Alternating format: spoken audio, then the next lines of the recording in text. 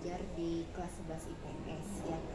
11 IPS 2, 3 dan 4 mengenai bagaimana gambaran umum atau pembelajaran yang digunakan. Yang pertama mungkin yang harus diperhatikan itu adalah kita menggunakan program SKS, di mana sebagai bahan ajar itu adalah menggunakan UKBM online. Itu yang pertama. Yang kedua, seharusnya untuk metode pembelajaran itu kan disesuaikan ya, disesuaikan dengan apa? Harusnya dengan kodrat anak. Kodrat anak itu ada kodrat zaman dan kodrat alam. Kodrat alam itu lebih kepada karakteristik. Nah, di sini ibu belum bisa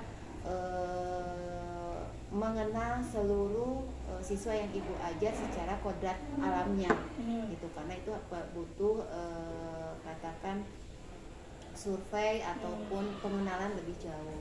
Tapi di sini ibu lebih menerapkan metode pembelajaran dengan kodrat zaman. Kalau kodrat zaman ini lebih kepada lingkungan belajar, lingkungan anak, mengikuti perkembangan lingkungan anak sesuai dengan program SMA 1 yaitu SKS yang sudah online. Berarti untuk metode pembelajaran lebih kepada medianya itu lebih kepada aplikasi-aplikasi, metodenya seperti menggunakan Padlet gitu kan, terus Mentimeter ya, Mentimeter, terus juga apa ya itu teh Google Chrome ya gitu, Momit digital. Nah seperti itu, mungkin itu untuk metode pembelajaran yang digunakan. Kemudian ibu, apa saja faktor penyebab yang sekiranya efektivitas kita sudah menentukan ibu metode pembelajaran yang apa, tapi kurang efektif di anak-anaknya? Biasanya faktor penyebabnya karena apa saja bu? Kalau pertama, kalau menurut ibu adalah kita harus ini sendiri ya, introspeksi sendiri. Kenapa sih anak itu kan rendah efektivitas itu karena tidak ada ketertarikan ataupun motivasi belajar dari anak, belajar ekonomi. Yang pertama lebih ke kita menggali dulu ya, menggali apa sih yang bisa kita lakukan untuk si anak itu biar minat gitu ya. Berarti pertama adalah kita harus paham dulu apa sih karakteristik ya, situasi, kondisi. Nah, jadi yang kenapa rendah? Karena saya harus ini sendiri. Saya belum memahami karakteristik semua siswa. Yang kedua, kondisi ya, kondisi setiap kelas itu berbeda. Ketika kita menerapkan satu metode secara ideal, itu belum tentu di kelas lain itu cocok. Jadi yang menyebabkan itu adalah kita sebagai guru harus mengeksplor ya. Yang kedua, kita harus paham tadi karakteristik. Ketiga, lingkungan belajar. Jadi kita harus ikut kepada anak. Itu sih. Nah, selama ini mungkin kenapa sih tidak efektif atau rendah ya, rendah efektivitasnya kita sebagai guru kurang mengeksplor, mengidentifikasi, introspeksi dirinya apa yang sekiranya kurang harus diperbaiki dan pertimbangan ke kondisi anak. Iya, jadi kita jangan selalu menyalahkan anak sih.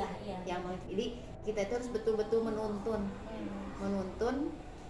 anak dengan kodrat alamnya, dengan kodrat zamannya, mencoba untuk memberikan situasi, kondisi dan lingkungan belajar yang motivasi anak itu ada.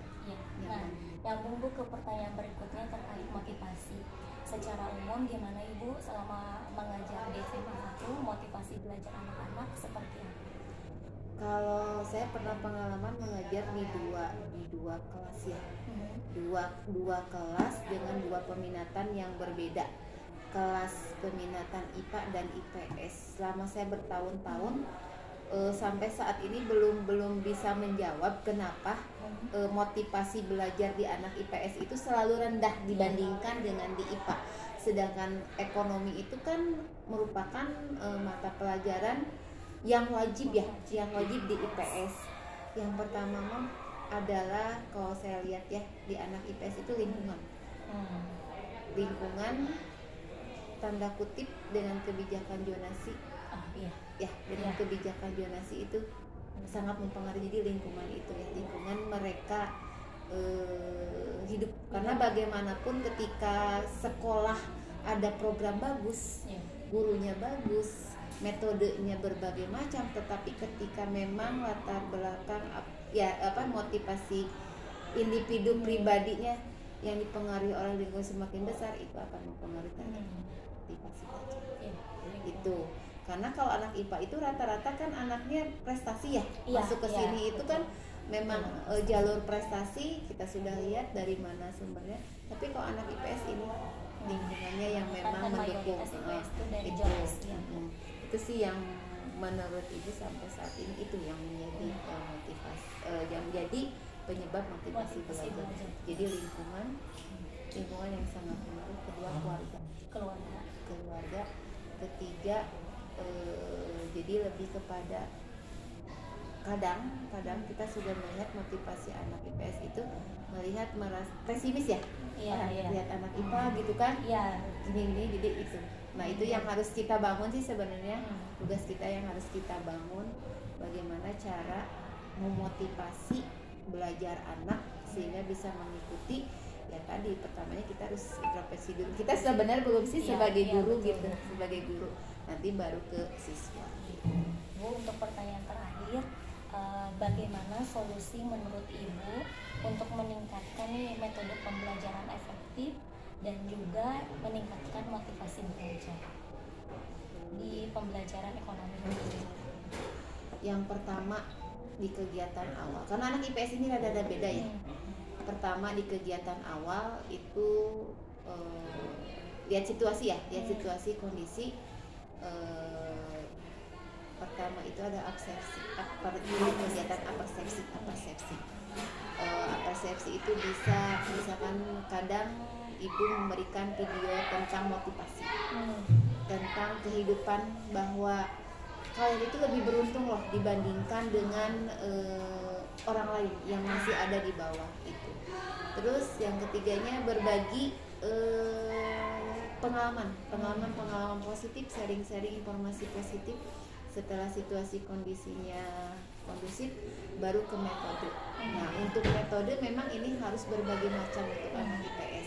Jadi terkadang RPP dengan pelaksanaan itu berbeda karena anak IPS itu betul-betul harus lihat kondusifnya. Jadi untuk metode sendiri harus berbagai macam, tapi kalau secara di lapangan disesuaikan dengan kondisi, tapi tetap berbasisnya IT. Kita IT tetap kepada penggunaan UKBN online. Nah, untuk mendukung pembelajaran atau penggunaan UKBN ini bisa metodenya make and match, lebih kepada kooperatif, tapi itunya heterogen. Jadi ada anak yang memang motivasinya sangat tinggi, dikolaborasikan dengan siswa yang motivasinya jadi saling melengkapi dan mudah-mudahan bisa memotivasi siswa yang memang motivasi belajarnya rendah. Itu untuk metode lebih kooperatif tapi tetap berbasis IT. Terus ada gamenya kok anak. Jadi nggak bosan ya? Kayak mix and match kan. Bermain ya. Jadi sambil belajar sambil bermain ya, atau bermain sambil belajar sih, ya itulah konsepnya seperti itu, untuk mencoba memotivasi meningkatkan efektivitas metode yang digunakan. Nah, di akhir tanya jawab bagaimana tadi pelajaran tadi, masuk atau tidak. Kalau tadi yang kita gunakan enak nggak sih, gimana kan, kalau senang ini. Nah, ketika ada masukan atau saran, ketika anak ada rasa nyaman, enak dengan metode itu, kadang digunakan lagi, kadang tidak, tergantung kepada karakteristik materi juga. Nah, nanti refleksi anak. Nah, ini refleksi yang akan sebelumnya itu dijadikan untuk perbaikan dan pertimbangan di metode pembelajaran atau